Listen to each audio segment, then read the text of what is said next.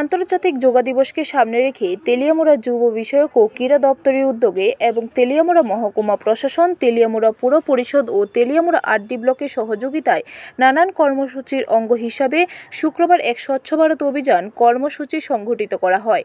এদিন এই কর্মসূচিতে উপস্থিত ছিলেন তেলিয়ামুড়া পুর পরিষদের চেয়ারম্যান রূপক সরকার, ভাইস চেয়ারম্যান মধুসূদন রায়, মহকুমা প্রশাসন, ব্লক সহ বিভিন্ন দপ্তরের আধিকারিক কর্মী, বিভিন্ন সামাজিক সংস্থা, স্কুল কলেজের ছাত্রছাত্রী, এনএসএস সহ সাধারণ জনগণ।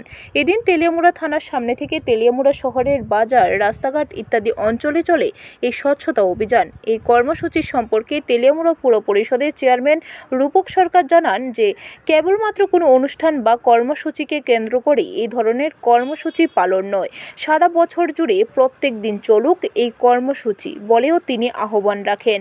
পাশাপাশি আজকে সকল অংশের প্রতিনিধিদের নিয়ে সংগঠিত স্বচ্ছতা অভিযান সত্যিকার অর্থে সার্থক হয়েছে বলেও তিনি জানান।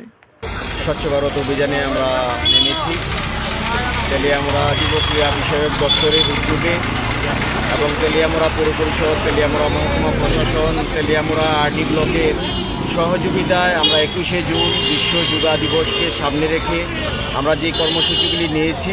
গতকাল আপনারা জানেন যে আমরা তেলিয়ামুড়া টাউন হলে আমরা ব্লাড ডোনেশন আমরা করেছি। আজকে আমরা স্বচ্ছ ভারত অভিযানে সবাই অংশগ্রহণ করেছি।